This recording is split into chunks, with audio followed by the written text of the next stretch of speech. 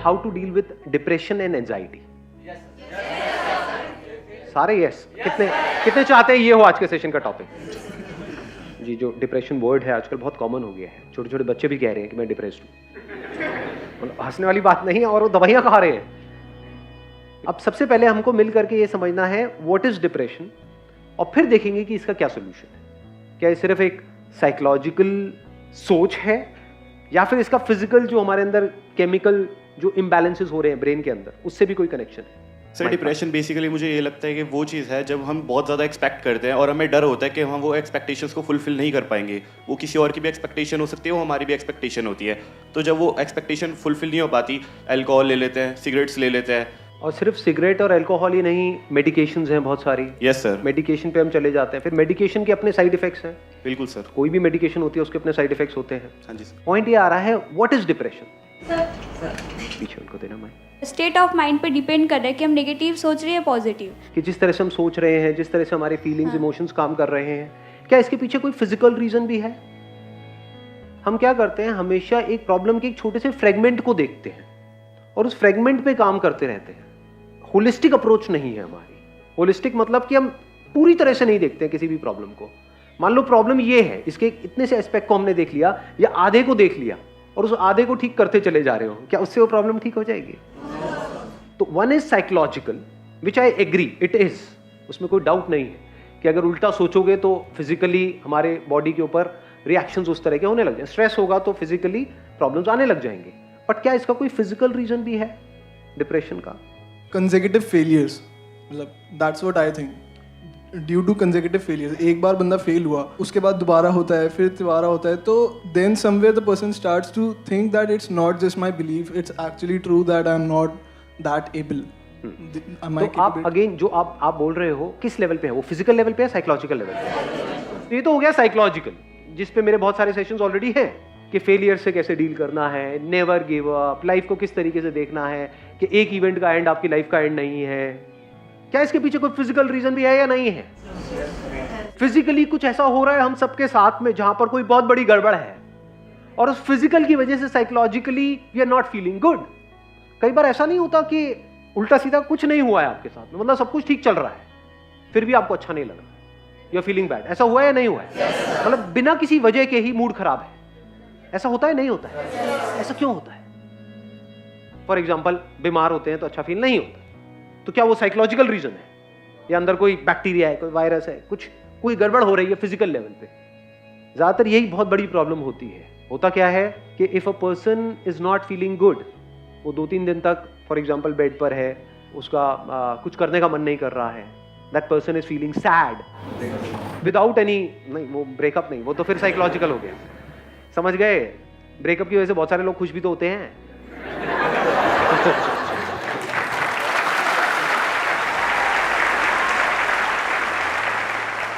ध्यान से समझ लेना, आप किसी डॉक्टर के पास में जाओगे तो वो साइकोलॉजिकल पे ज्यादा ध्यान नहीं देगा। वो क्या करेगा, फटाफट से अपना वो निकाला, उस पर लिखा ये खा लो, तो वो किस लेवल पे काम कर रहा है? फिजिकल। और एक्चुअल में साइकोलॉजिकल लेवल पे आपको खुद काम करना होता है, कोई और आपके लिए नहीं कर सकता है। बाहर से कोई कितना भी बोलता रहे, चाहे वो डॉक्टर बोल रहा है, चाहे मैं बोल रहा हूं, चाहे कोई और बोल रहा है, इतना फर्क नहीं पड़ता है जब तक कि आपके खुद के अंदर से ना आ जाए कि मुझे अपनी थिंकिंग को चेंज करना है। तो साइकोलॉजिकली अपने आप को कैसे ठीक करना है, वो किसके हाथ में कंट्रोल है? पूरी तरह से आपके हाथ में है। पहले तो इसको अच्छे से समझ लो। जिसने सोच लिया कि नहीं अब बहुत हुआ, अब मुझे आगे बढ़ना है लाइफ में, 1 सेकंड में बाहर, मतलब 1 महीने तक बैठ करके रो रहे थे, ऐसा होता है लाइफ में? नहीं होता है। कुछ गड़बड़ हो गई, पड़े हुए हैं, अरे यार सब खत्म हो गया, सब बर्बाद हो गया, अब कुछ नहीं बचा है, अब तो कुछ हो ही नहीं सकता है, मेरी जिंदगी झंड है, ये सब उल्टा सीधा अपने आप को बोले चले जा रहे। एकदम से एक मूवमेंट नहीं आता है, चल खड़ा हो आगे बढ़े यार, कोई बात नहीं, क्या हो गया, और एकदम से सब कुछ बदल जाता है। इसको बोलते हैं साइकोलॉजिकल।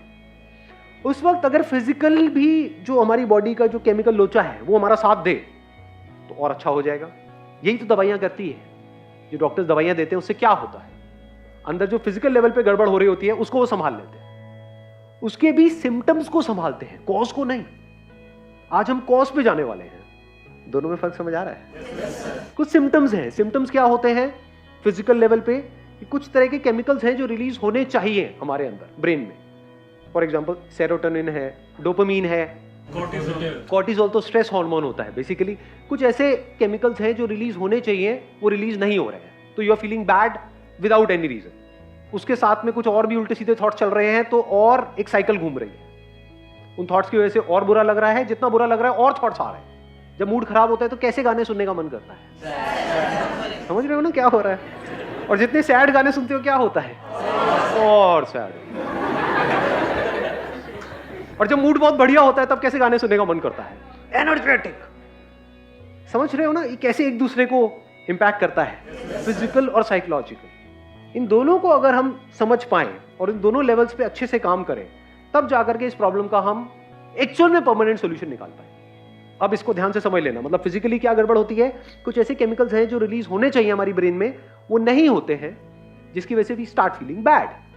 और कुछ ऐसे केमिकल्स हैं जो रिलीज नहीं होने चाहिए, फॉर एग्जांपल कॉर्टिसोल, वो रिलीज होता चला जाता है, स्ट्रेस हार्मोन भी बोलते हैं उसको। तो ये मेडिकेशंस क्या करती है, उसको ब्लॉक करती है, जो रिलीज नहीं होना चाहिए, और जो होना चाहिए उसको आर्टिफिशियली क्रिएट कर देती है, वो रिलीज होने लग जाता है, तो आपको अच्छा फील होने लग जाता है, दवाई लेते एकदम से अच्छा फील होने लग जाता है। बट क्या ये परमानेंट सोल्यूशन है?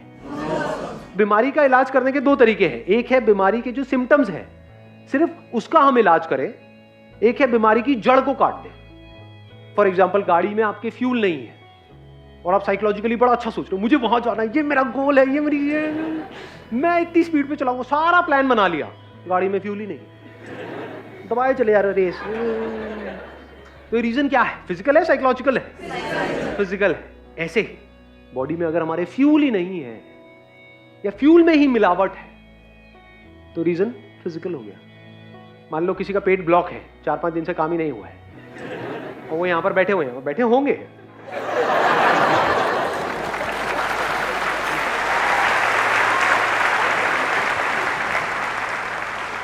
क्या वो ढंग से समझ पाएंगे कि मैं बोल क्या रहा हूं? सब ब्लॉक हुआ पड़ा है।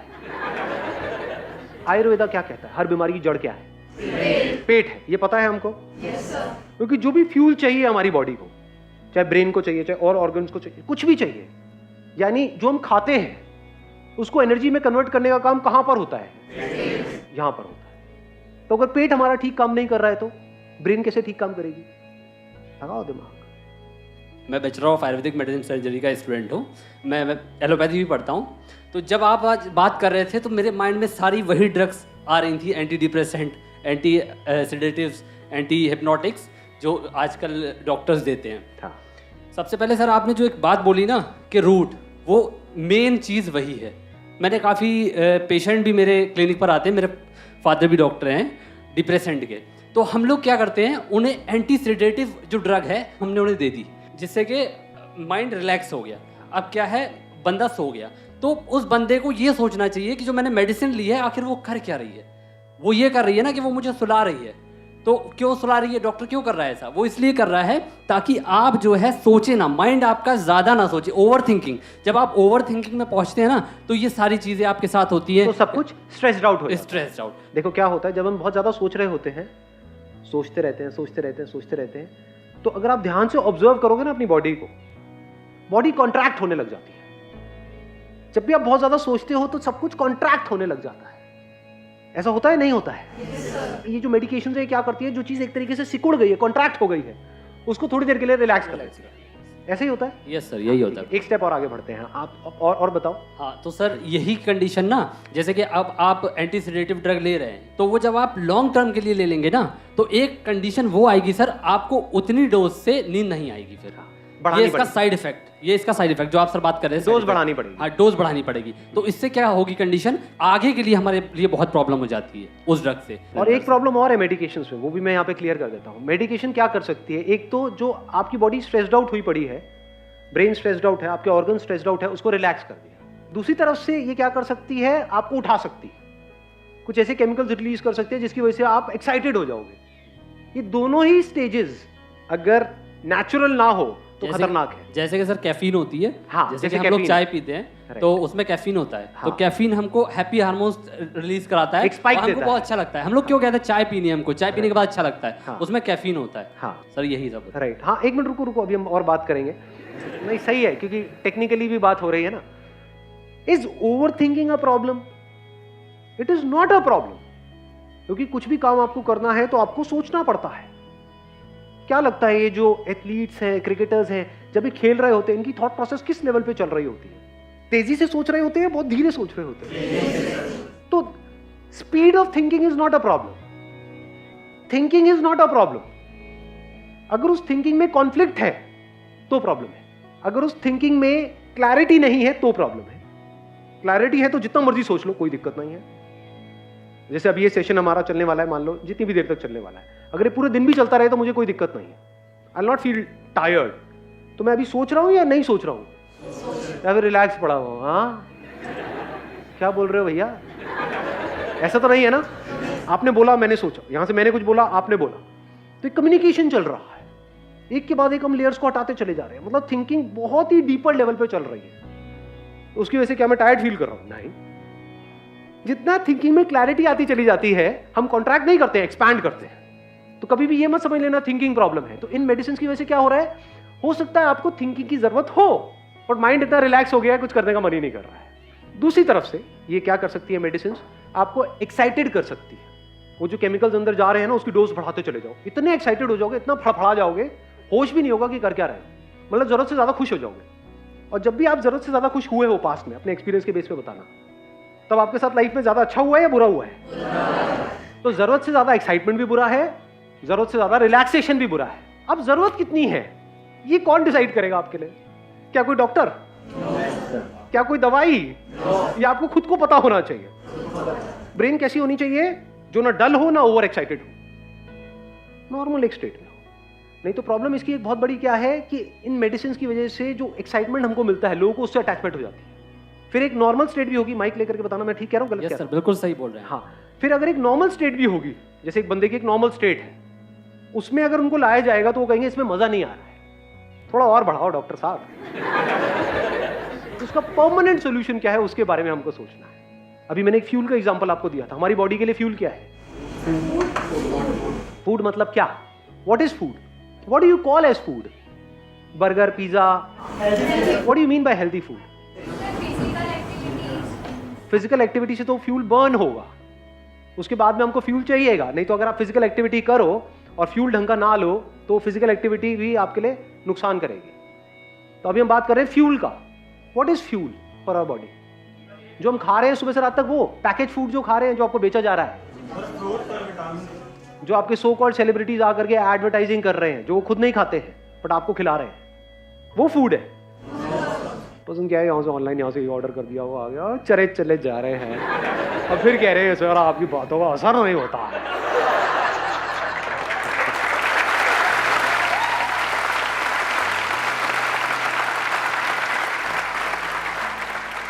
डाइट के बारे में एटलीस्ट बेसिक नॉलेज आप गैदर कर लो। ये जो वाइट चीजें होती है उसको अवॉइड करो। वाइट क्या है? शुगर, सॉल्ट, वाइट ब्रेड, ये सब जो वाइट चीजें होती है ना, उससे थोड़ा सा बच करके रहो।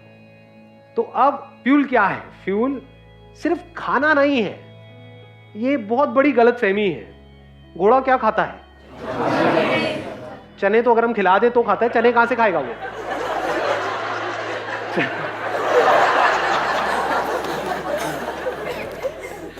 घास खाता है। दम होता है घोड़े में? नहीं होता है। तो घास खाना है क्या? कर दी ना घोड़ों वाली बात।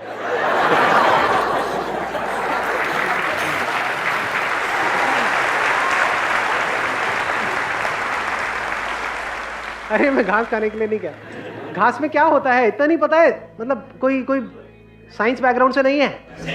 क्लोरोफिल नहीं होता है? क्लोरोफिल मतलब क्या, कहां से बनता है वो? सनलाइट से। तो इनडायरेक्टली क्या घोड़ा सनलाइट नहीं खा रहा है? सनलाइट में एनर्जी है या नहीं है? Vitamin D. अब देख लो ये क्या गड़बड़ हो रही है। सनलाइट मतलब विटामिन डी।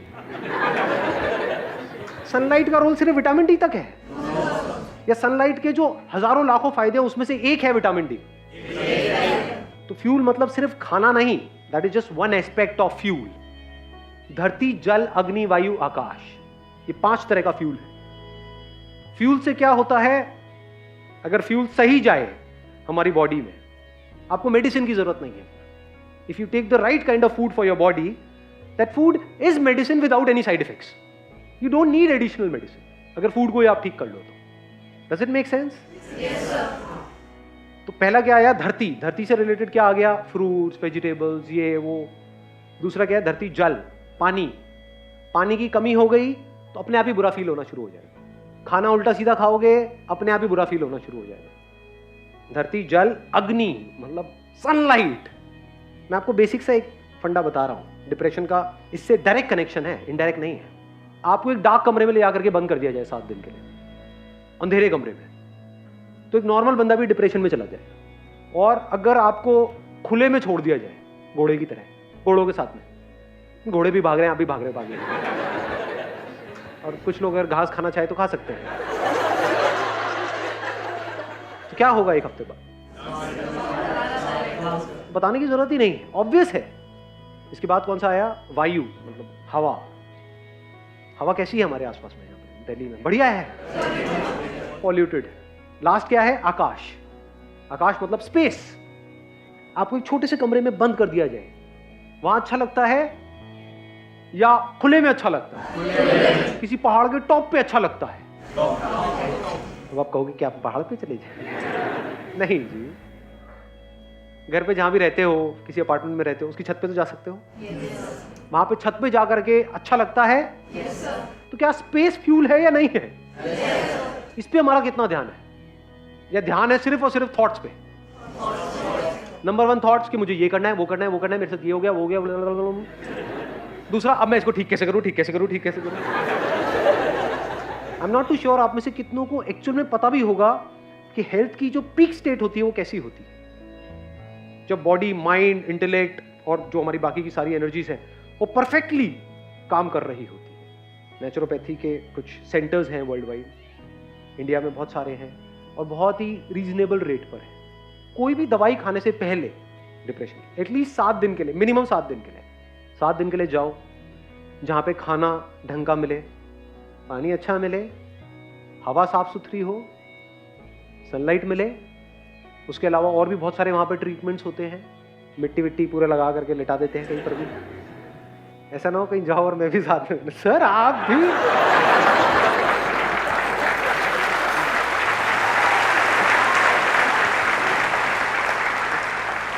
पूरी इतनी लाइफ आपकी आगे पड़ी हुई है, उसके लिए क्या है 10 दिन निकालना बनता है नहीं बनता है? गाड़ी की भी हम सर्विस कराते हैं ना। अपनी कितनी बार आपने एक्चुअल में सर्विस करी है अपनी बॉडी की? करते ही नहीं, इसकी तो कहीं बात ही नहीं होती है। बात क्या होती है? टॉप करो, ये करो, वो करो। इट्स ऑल अबाउट करो करो करो करो करो। तो करके भी इन खचरों का कुछ होता नहीं है और रोने लग जाते हैं तो सर ये तो कर लिया लेकिन, सर लेकिन, सर लेकिन, लेकिन।